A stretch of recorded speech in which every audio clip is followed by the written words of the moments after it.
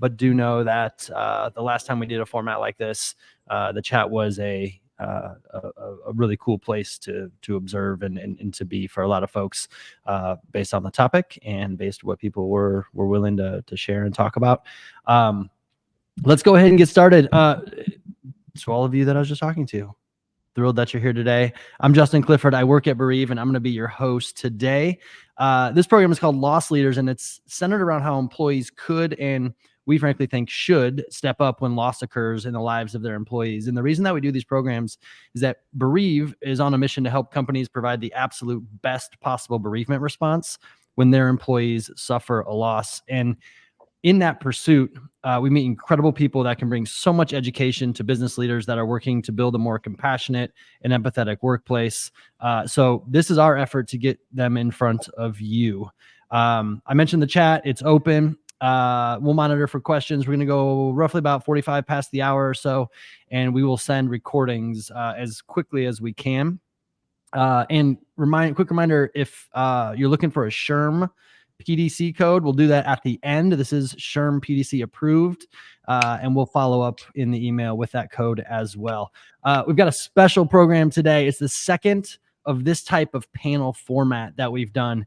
We hear from people every day via email, DMs, sometimes just text and phone calls from friends or people who, friends of friends, about their loss experiences. And it's been really clear that people want a space to share with others. They've got thoughts and ideas and insight that can be so valuable to us in so many ways, including to business leaders who are looking to build a better bereavement response and more compassion into their employee experiences. And so we're lucky today to be joined by 3 of the many people who quickly raised their hands when we put out a public call to do this. In fact, since we did that several weeks ago, we received over 50 notes of interest about participating in these panels. So we're going to continue to weave in programs like this into our bi-monthly loss leader shows, so that we can continue to get people here and in front of you, and with the ability to connect each of you. So without further ado, Heather Felstead in Wisconsin, cheese capital of the world, Grace Erickson and Steve Bullington, welcome to Loss Leaders. Thanks. Thank you. Thank you. By way of introduction, let's just start there. Tell us a bit about you and the person or people that are the subject of your loss experience today. And we'll go Heather, Steve, and then Grace. Well, I am, like Justin said, I'm in Western Wisconsin. I'm originally from Western Michigan. Went to school in Chicago and have lots of connections over there in Indianapolis, including a sister who lives there. During my time in college, I became a caretaker for my mom, along with my dad and my 2 sisters. During that time, I was traveling every other weekend from Chicago back to West Michigan to help take care of my mom, so that we could all take turns doing that service for my mom and my dad. Thanks for sharing that, Heather. Steve.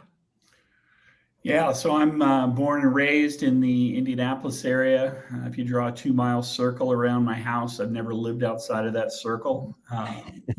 I work for a global software provider where I run an early career talent development program. And I have 2 experiences. So the first being about 4.5 years ago, I lost my oldest son, or we lost our oldest son, who had been born with cerebral palsy and autism and was severely mentally disabled and died in his sleep unexpectedly. And then about 1.5 years ago, I lost my dad after a couple of years fighting lung disease. So we've had the opportunity to go through this twice in a relatively short period of time. Thanks for sharing that, Steve. And Grace? Yeah. So I'm Grace. I'm also originally a Midwesterner from Ohio. But I lost my dad in 2017 after a relatively short a relatively short time after his cancer diagnosis, and I was able to be a caregiver for him for the last month and a half he was with us. Thank you, Grace. Again, appreciate your being here, and I know your presence here today will go much further beyond my appreciation, and for people who are listening today, people who will listen in the future. So thank you for that. Before we get into the lost journeys, one common thread that we kind of discovered this week that the three of you, each of you have, is that you were caregivers first, right? And we get asked a ton about caregiving. And there's some phenomenal companies out there that focus on caregiving, IanaCare being one of them, if anybody's familiar. But would each of you talk a little bit about the caregiving experience and how you manage life as both a caregiver and a professional? And we'll go the same. Start with Heather, if you don't mind. Sure. So I was a caregiver for my mom, along with my two sisters and my dad, for about 10 years. In that time, like I mentioned earlier, I was going to college out of state. So I was traveling back to care for my mom when it was my turn. And then, I mean, is it a good thing or is it a bad thing? I met my husband and I moved to his state, which was even farther away. So the caregiving became even more difficult. First, because I had to make the decision to get married, had to make the decision that I was going to move even farther away from my mom and my dad. And then I along with that, it just went to, I will no longer be a part of the caregiving rotation.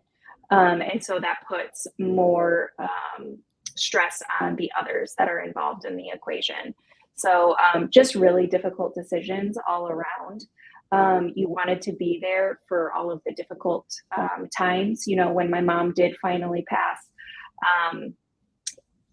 it was difficult in that you're losing a parent, but it was also difficult to come to the realization that you couldn't help with any of the prepping for, the funeral and things like that. And then also after the funeral, taking care of all of the things that need to happen afterwards. So just a lot of compounding decisions that were very direct to me. Heather, what are you going to do about this? You are so far away. What can you do? So, yeah. So, as it relates to balancing that, because there's a lot of stuff there from a family perspective. Not to mention your, just your life in general.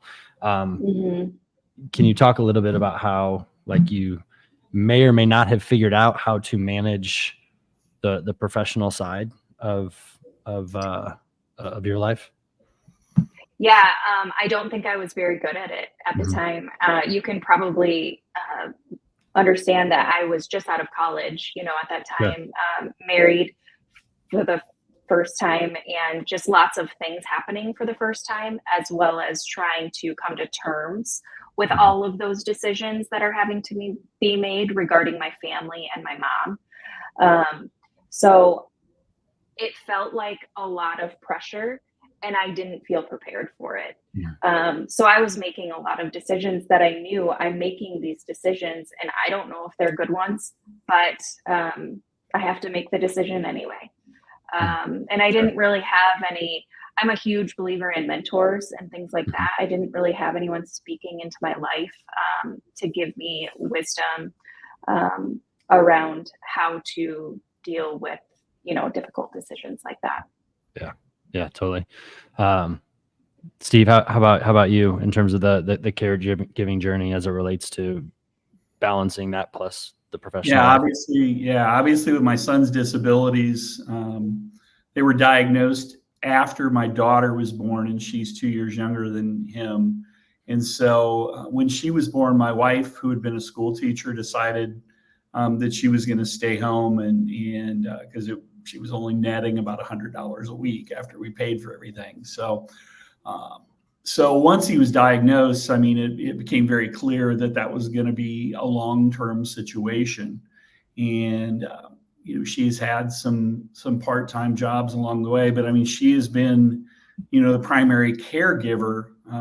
We also have a younger son who also has autism. So, that's been, our division of labor was, she was the primary caregiver and I was the primary breadwinner. And, it was just a choice that had to be made. Now, fast forward to, about 4 or 5 years ago when my dad got sick, we really kind of split, the responsibilities there. So she would take him to his doctor's appointments and that kind of stuff. And I made sure that, all of the administrative things, for lack of a better term, were taken care of.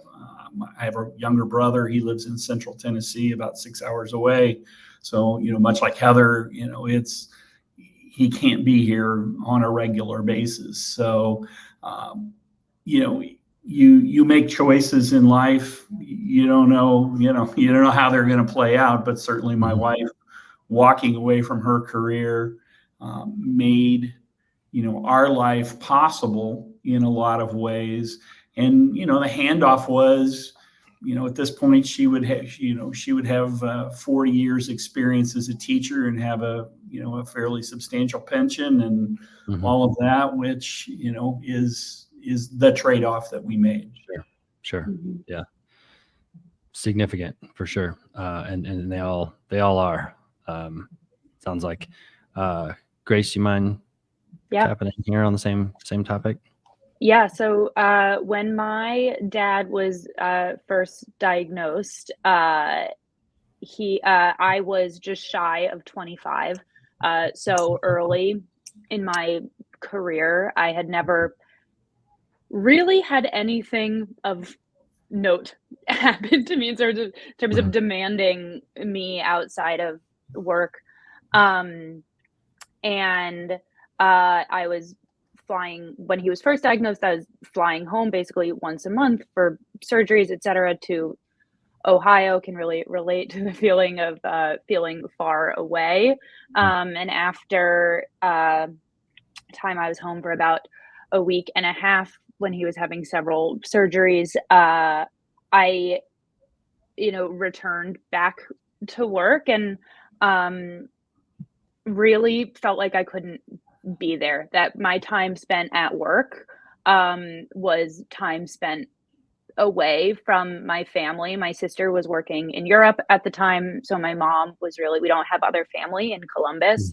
We have wonderful, wonderful friends, but my mom was sort of on her own, and I was prepared to quit my job because I was like, this at the end of the day doesn't really matter. I don't care. I'd so much rather be with my family. And I was feeling like very pulled to do that. I actually spoke with the HR leader at my company at the time, was like, hey, this stuff is happening. I'm pretty sure I'm going to quit. Just a heads up. And she told me about caregiver leave, which is something I did not know existed because I was 25 and had never considered needing something like that. Because, until it comes up for you, it doesn't necessarily occur to you. And so as it turns out, that HR leader had taken a caregiver leave herself when she was in her mid-20s.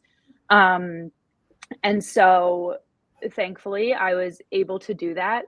It was unpaid, partially paid by the state of California, but otherwise unpaid. I had no savings. I had crazy San Francisco rent. So I subletted my apartment to be able to afford to do it. And was able to spend 6 weeks helping my mom, being there with her and my dad through the end of his life. And it is far and away the best decision I've ever made in my life, and really changed a lot of things for me, both personally and professionally, in my life, and sort of helped me redefine what mattered to me. And now I get to do work around leave. So Sure. the work matters more than it did to me before, because I work on a problem I'm super, super passionate about based on my lived experience. Sure. Thank you for sharing that. And for those that haven't visited Grace's LinkedIn profile, she works at a leave software company called Cocoon that she would be able to tell you much more about, but it has done a lot in the way of creating very progressive leave policies. We share them a lot on our platform. We share them a lot when we're asked about leave.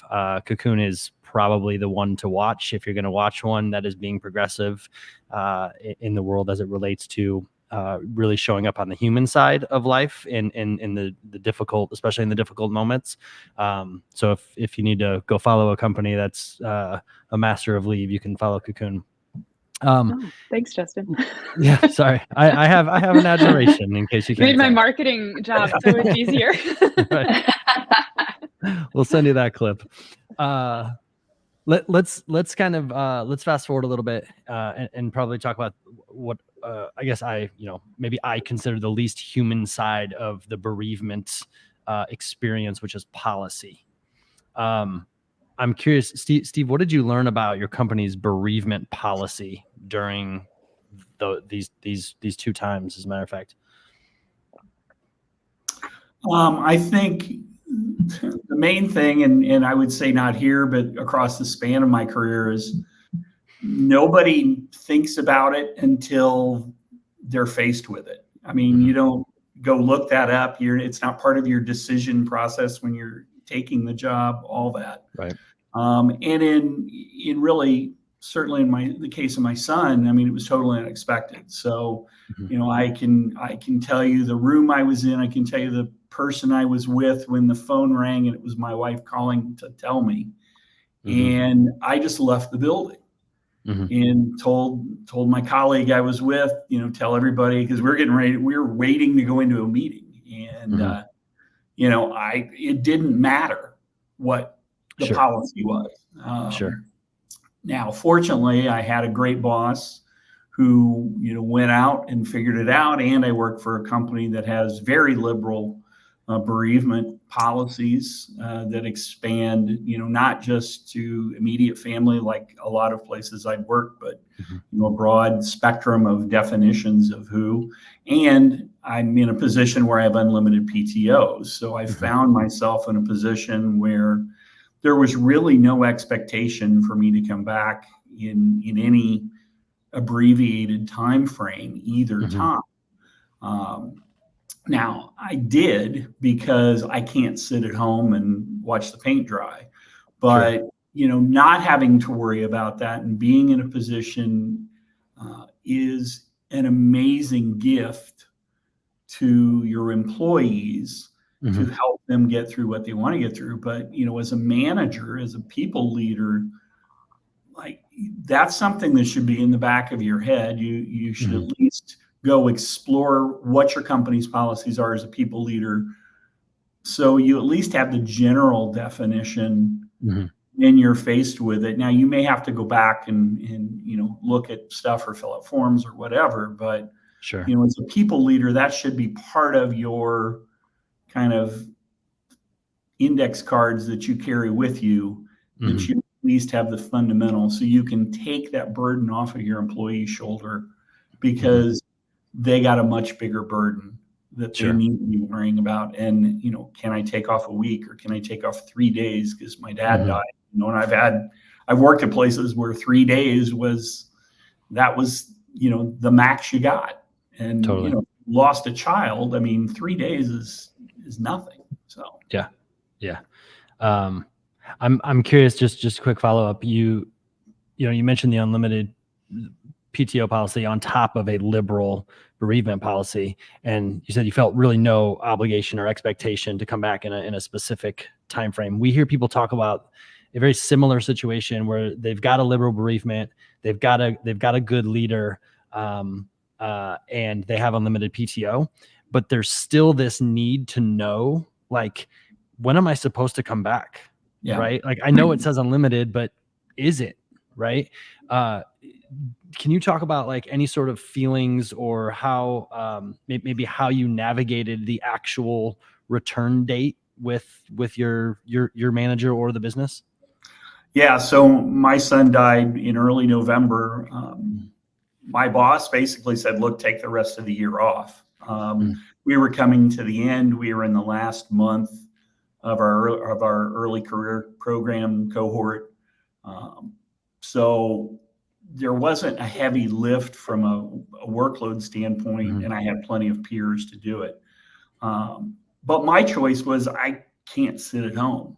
Sure. My wife and I were driving each other crazy at that point. Mm-hmm. So, Right. when my son died, I took 2 weeks off. When my dad died, I took 5 days off because, I, for my own well-being, needed to start moving again. Sure. And, all of it was, I wasn't dealing with out of state situations. I mean, it was right there within a mile of my house. So, while there were lots of administrative things, particularly with my dad that I had to deal with, those came down the line, and me taking 2 weeks or 6 weeks or 12 weeks off wouldn't have made that big of a difference, because it was, okay, now I've got to go to the bank and I got to sit at the bank for an hour. And now I got to go to the insurance agent and sit at the insurance agent for an hour. So having that flexibility to pull that time in when you need it for those administrative tasks really is more important than probably, or it was to me, than having an extended period of time to, be away from the office. Right. Yeah. And I think Heather, you even mentioned when we talked earlier this week about some of those, like navigating the rest of the, almost like the business side of life and account closure and those types of things. I'm curious, as you learned about policy being early in your career, especially, like what did you learn? Like this was a brand new thing. You're coming out of college into your career, and what did you learn about the policy at the company at the time? So at the company that I was at the time, I did get the 3 days, Steve. And so that was shocking to me. I needed more than 3 days. My mom passed on a Thursday, funeral on Friday, funeral on Saturday, and then back to work on Tuesday. And it was just, it felt like a whirlwind. I didn't know how to navigate it. I wish at that time that somebody from HR or somebody from leadership had come to me and said, this is what you're looking at as far as policy goes, but here's what we are, what we're ready to do for you. All I knew was to go to the handbook, look at the handbook, see that I had 3 days, and to figure out, when am I going to take those 3 days? Obviously, I take them right away when I go to be with my family and take care of funeral arrangements, etc. But then when I got back home after this, what I didn't anticipate was that I wasn't ready to go back to work. And so as far as the policy went, yeah, I knew I had 3 days, but I wish that somebody would have told me, this is what this could look like for you. Like, what do you need as an employee here? Because when I called to say that I can't come back after 3 days, it wasn't that it wasn't supported. It was that they seemed surprised. And that felt like a little bit of a dagger. It was like, are you kidding me? Like, I just lost a parent and you expect me to be back on Tuesday? Like, it felt really wrong. In the background, in my mind, I knew that we had just hired somebody to teach with me at that time. I was teaching, and they expected me to do the training. I wish that they would have said, don't worry about the training. We will take care of it. because I had that hanging on my shoulders. And it was part of the reason that I went back so soon, because I knew that I was expected to train this person. And I just wish there would have been more conversations, and that I didn't have to advocate for those conversations myself. I wish that leadership would have come to me under those circumstances. Yeah, totally. That kind of puts us right into the next question I had, and Grace, we'll start with you here. Is the little bit more of the personal side, right? We understand policy or words on paper, policy versus practice. We hear a ton about those being very, very different. But what we also hear about a ton is the manager reaction. The manager is on the front lines here, right? Usually the first person to hear anything. If somebody is going to say something about a loss to their employer, it's usually going to start with the manager. Typically is where the best relationship is, typically. Can you talk a little bit about the reaction of your manager when you sat down and said, hey, here's what's going on? Yeah. I feel very fortunate that the team I had at my company at the time was a team I was incredibly close with, my manager included. Very, very close with people I'm still good friends with.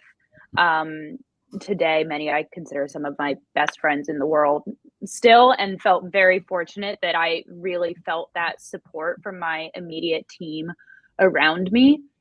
That said, my manager, at the time when I was starting to consider caregiving, I was thinking about quitting, etc. I had a fantastic relationship with him, and he was totally ill-equipped. Because also remember, I'm 25 working at a startup. My manager is 27 working at it. It's not like he's some wise sage. He's like basically my peer. And he was totally ill-equipped. He didn't have support from HR on what to do. He didn't really know. He was like, I don't know, maybe go talk to them. His manager was not helpful. In fact, I would say his manager was detrimental to my experience overall. The person leading my team. So even people with the best of intentions, still when it came to that, like actual tactical, like here are your options. Here's what you can do. To Steve's point about the people manager just knowing the policies, right? He was well-intentioned and ill-equipped, which made things more difficult, of course. But in terms of coming back to work, I actually came back to a different manager. No particular reason other than changing things on the team. And when I returned, my team, my manager were really, really incredible. Again, with the exception of the person leading my whole team, but like my immediate peers and stuff were the greatest support system I could have asked for. And I think I saw somebody said in the comments about grief coming in waves and you can't predict it. That was definitely true for me after returning to work. And I felt very lucky to have a manager that understood that and would say, why don't you just go home? That's totally fine. Or why don't you just don't even come in tomorrow? Like I can see that you're struggling right now. And having that flexibility from my direct manager was really, really incredible. Yeah, it sounds like it. We talk a lot about some of the best experiences that we hear about, especially with the manager relationship, is when a manager is kind of putting their neck on the line and maybe doing something against policy, maybe even doing something against some of the expectations that have been laid out for that manager or for the company. And that can make a world of difference if that relationship exists and that person exists. I'm curious, you said that your manager being, probably early stage manager, right? Maybe first time manager at 27, was ill-equipped. If you were to go back in time and equip him with the tools that he needed. I'm curious, what are some of the things that you would have maybe that you think about giving him? Yeah, I mean, I think first and foremost, him understanding our leave policies as a Mhm. company, or even just because actually we didn't have a caregiver leave policy. We had the 3-day bereavement, but Mhm. we didn't have a caregiver leave policy. But even knowing that leaves exist and are an option for Mhm. employees, and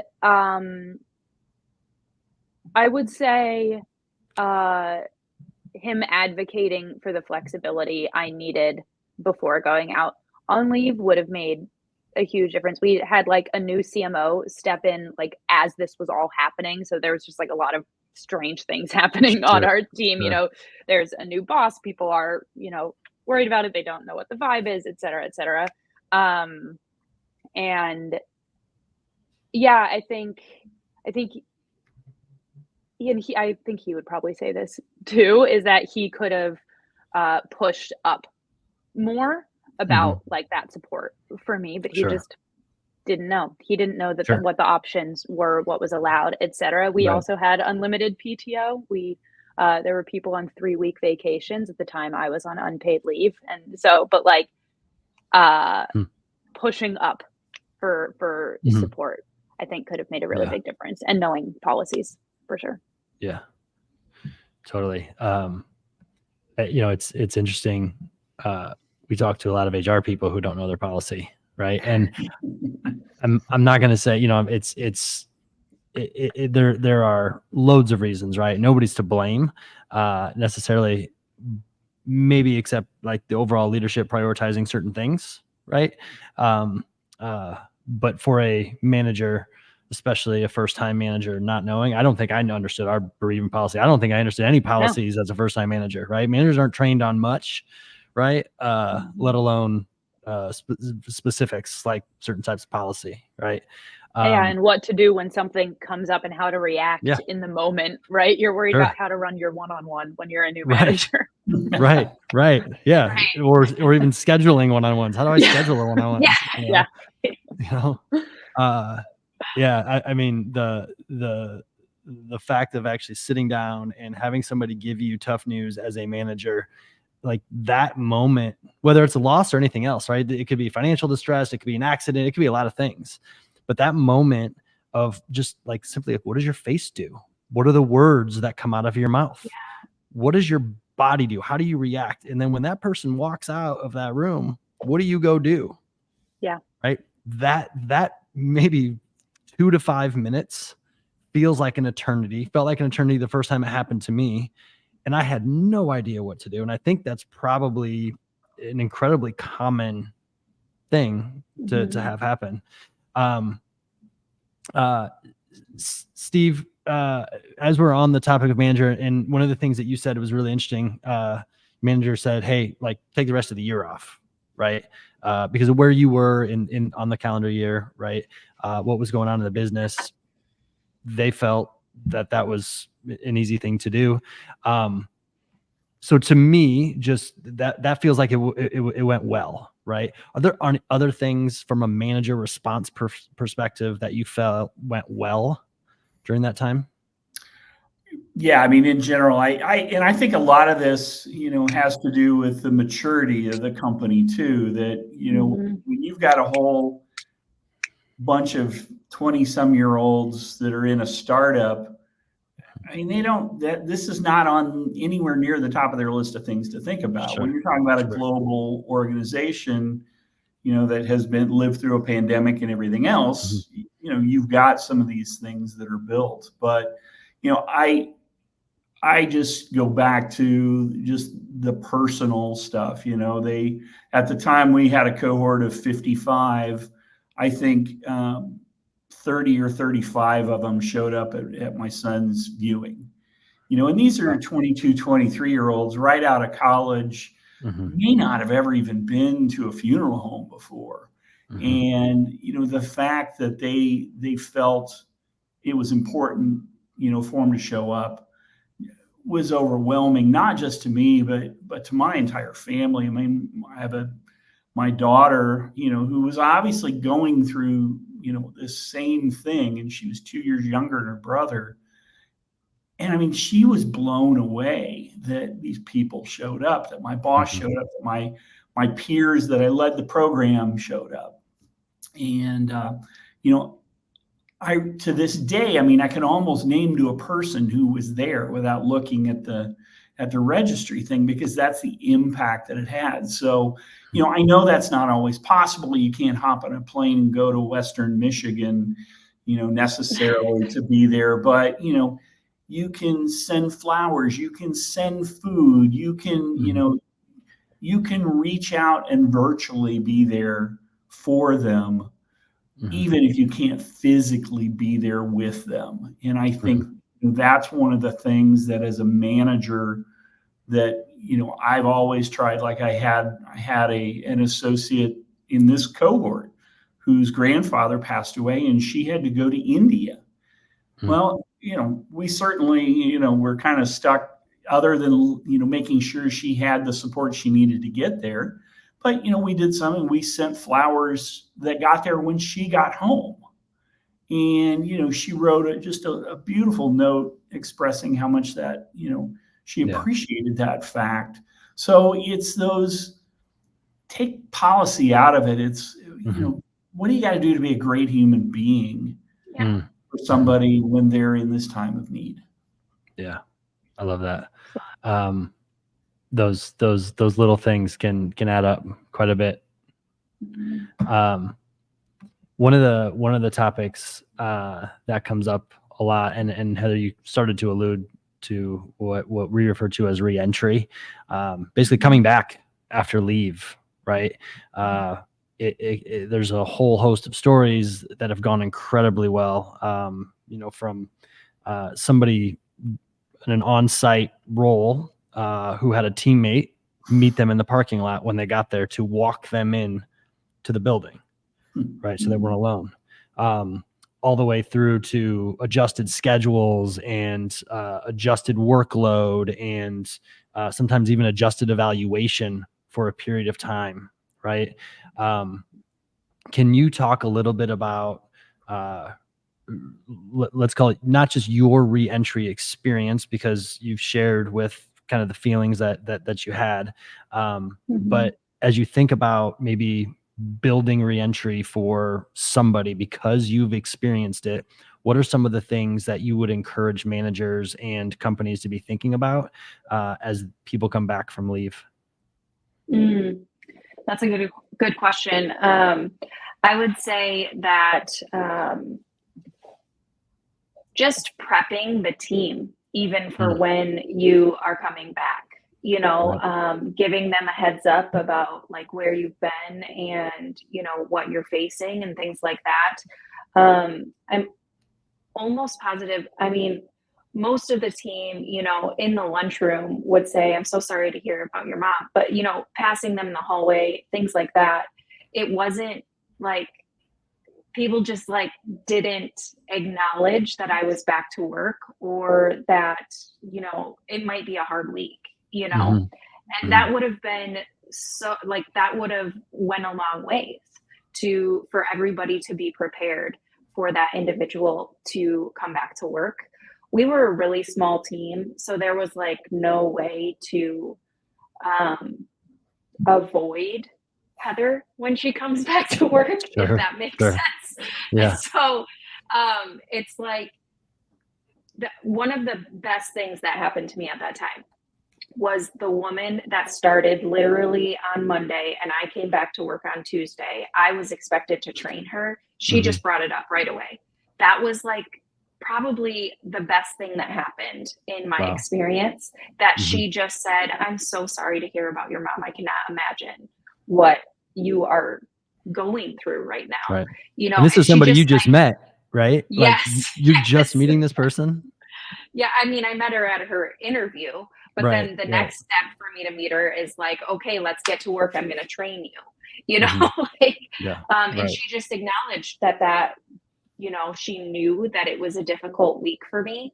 But aside from that, nobody else really said anything other than if we were all sitting down, for lunch together during the day.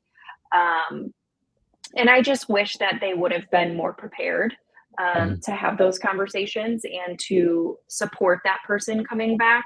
Something that was so unique about my experience, but you think about it, and like there's so many people that are going through this, is that I was worrying about lesson plans of all the things. I was worrying about, okay, what are my students going to be learning this week? You know, and when I'm not there, how can I prepare the individuals that are going to be, you know, with my students during the days that I'm out? So, all just very difficult things. I wish that individuals would have been more prepared to reach out and to take some of that off of the plate, to like not even make it a decision, not even make it a thought in my head. That would have been really nice, I think. Yeah, totally. Thanks for sharing that. We've got about 3 minutes left, and I'm curious. This might be a little bit of a surprise question for each of you. But I'm curious, as you think about like one message for managers or companies, and you know, your willingness to be here and to be part of this conversation and to create some sort of change that needs to occur in the world, at least on this topic. Is there anything that stands out as like one message that you would really like to hammer home and make sure that's clear for others to understand? Grace, you can go if that's all right. Yeah. I think what I would say is the more people talk about their experiences of grief, like we are here, and talk about that openly with their peers at work, with their managers, with their friends, whatever, the more we will start to see support for people who are grieving in the workplace or caregiving or what have you, right? I think caregiving actually falls very similarly, that people don't talk about it as much as they ought to. And because it is something that, like, notoriously, right, people don't know what to say when you've had a loss, and people avoid talking about it because it's hard and it feels icky, frankly, and you don't want to say the wrong thing, so you say nothing. And right, it means that everyone is living in sort of like this separated universe, right? And experiencing these things really internally, when grief is actually a very, very shared experience among humans. And the more you can be like in community during that time, the better the outcome is going to be, at least in my experience. And I think work is such a part of that community. So the way we can like change things is by having the conversations and making it known that these things are happening, and support is really needed in those moments. Love it. Love it. Steve? I think this is the one experience that literally every person on the face of the earth shares. And organizations need to look at this as from the lens of, how would I want to be treated in this? And I think, you know, you go back, we've all talked about the 3-day policy. To me, that probably goes back to the early industrial age of the 20th century, where, you know, 3 days was, I mean, you're working 6 days a week, so 3 days seemed like luxury. Right. I don't think anybody has that expectation anymore. So, you know, my encouragement to organizations in senior leadership would be, look at what you would want and then apply that to your entire team, because this is that universal experience. Yeah, totally. And there's a long list of public stories of companies that have made changes because of an executive experience that requires sweeping changes because of their experience, without having understood what it actually means before that happens to them. Thanks for that, Heather. Yeah, because of my experience of going to the handbook, you know, I just really encourage companies to think about your employees as humans.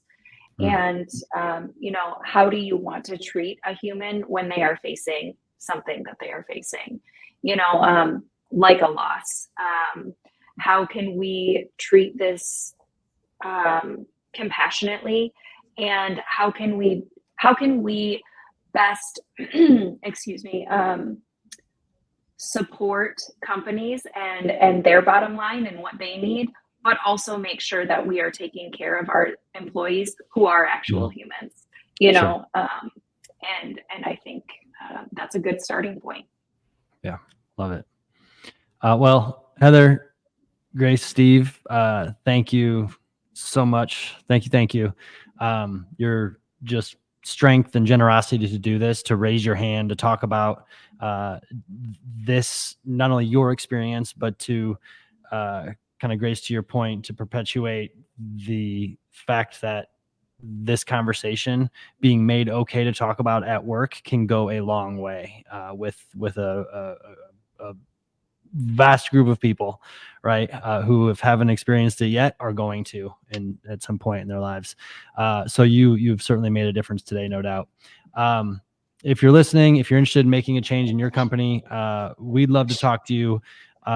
We have opened up the door because we get so many questions about so many things, but we've opened up the door to free policy reviews, no cost guidance of at-loss events. We got a call on Friday from a CEO of a 250 person company that said, we lost a teammate today. I didn't know where else to turn. Can you talk? Right. We didn't send him an invoice. We won't send him an invoice. We'll do the same for you.